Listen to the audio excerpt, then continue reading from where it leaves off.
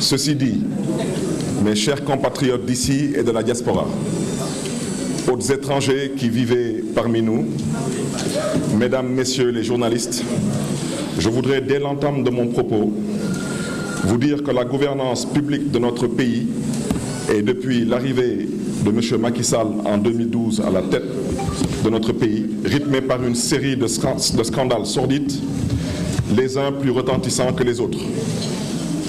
Dans le catalogue de ces affaires nébuleuses qui polluent cette gouvernance, le régime de Macky Sall se signale une nouvelle fois par la procédure illégale qui a abouti à l'attribution de la concession d'exploration des blocs de Kayar Offshore et de Saint-Louis Offshore à Petrotim Limited. Dans cette affaire, je pense que dans l'ordre de la responsabilité, qu'il n'y a personne au-dessus du président de la République. En effet, la conduite du président Macky Sall est foncièrement condamnable, non seulement en raison des faits graves qui lui sont imputables, mais aussi pour les déclarations que lui et son gouvernement ont servi en réaction au reportage de la BBC intitulé « Un scandale à 10 milliards de dollars ».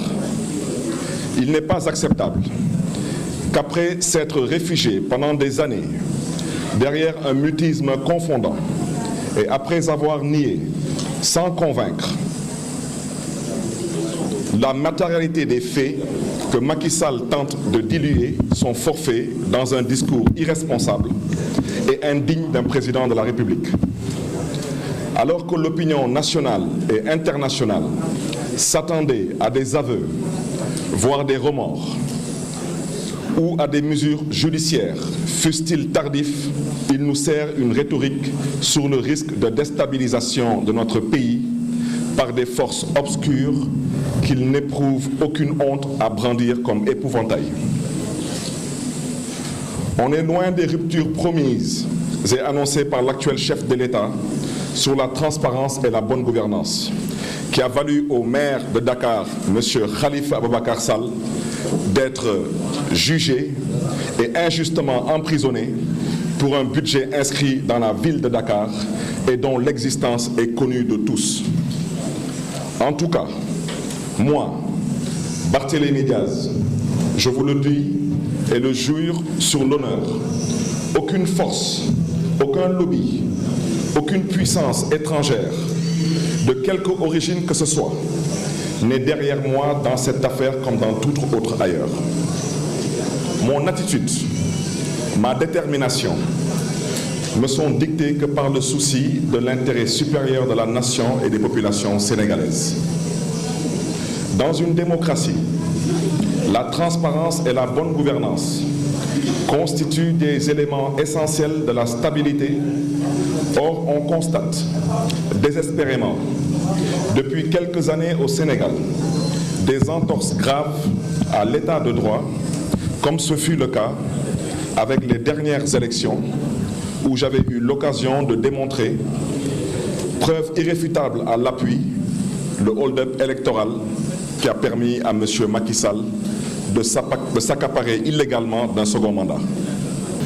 À vrai dire, le président Macky Sall, paniqué à l'idée de devoir répondre de ses actes, cherche à se faire blanchir et à blanchir sa famille, avec malheureusement la complicité de certains fonctionnaires instrumentalisés qui remettent en cause la crédibilité et l'impartialité de l'État.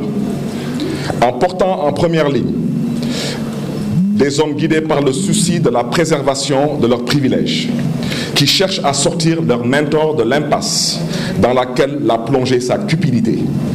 M. Macky Sall pense pouvoir se soustraire à la justice tant il est évident pour lui et sa camarilla que leur responsabilité est totale dans cette affaire qui a couvert dans l'opacité la plus ténébreuse un scandale de plus de 6 000 milliards de francs CFA, soit 2 fois le budget annuel de notre pays. Le reportage de la BBC est suffisamment édifiant sur les faits pour que l'élucidation de cette sordide affaire ne puisse être confiée à des hommes disqualifiés par des compromissions vulgaires et qui constituent un obstacle à la manifestation de la vérité. D'autant que dans ce scandale d'État, la responsabilité morale et politique de M. Macky Sall est mise en cause.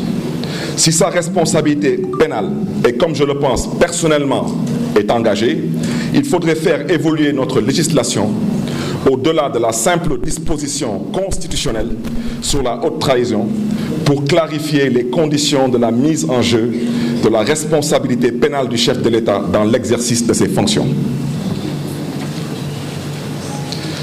Chers compatriotes vivant au Sénégal et de la diaspora, mesdames et messieurs les journalistes, l'ouverture d'une enquête judiciaire par la justice sénégalaise ne doit satisfaire aucun Sénégalais soucieux de défendre les intérêts de la nation et de préserver les ressources naturelles de notre pays. Cette information judiciaire est une diversion et le prétexte pour enterrer définitivement cette affaire qui a révélé des pratiques infamantes dont le plus haut représentant de l'État est le principal responsable. Par son objet, cette enquête judiciaire porte sur des faits et actes condamnables qui ont déjà fait l'objet d'une enquête de l'IGE. Par son étendue, l'enquête judiciaire vise à soustraire de la justice de hautes personnalités de l'État citées dans cette affaire, y compris M. Macky Sall et M. Aly Ngouille Ndiaye, ministre chargé de l'énergie en 2012. En effet, cette enquête judiciaire sera confrontée à des limites objectives, notamment dans le cas où, pour les besoins de son enquête, le juge d'instruction devrait entendre M. le Président de la République et les ministres qui bénéficient du privilège de juridiction.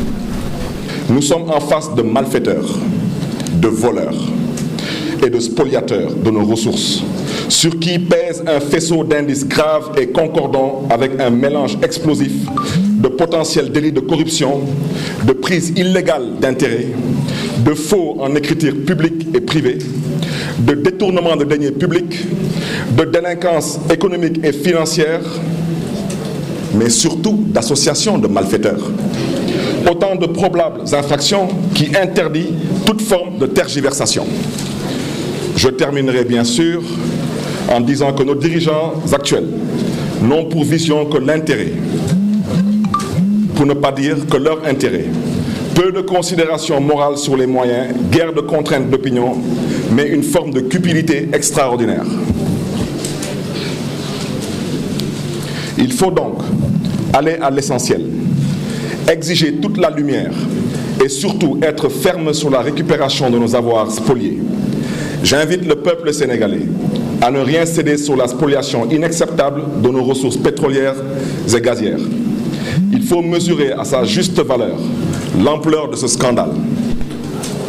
Comment, face à la situation de vulnérabilité et de pauvreté de notre pays, accepter qu'une bande de prédateurs, sans foi ni loi, venus de je ne sais où, s'approprie de tant de ressources au détriment du vaillant peuple sénégalais? C'est de cela qu'il s'agit d'abord et de rien d'autre. Enfin, et parce que ce qui est en cause, c'est l'image que notre pays renvoie à la communauté internationale, il y a lieu également de saisir les autorités boursières et judiciaires aux Royaumes-Unis et aux États-Unis d'Amérique pour les amener à ouvrir une enquête sur les graves accusations portées contre BP.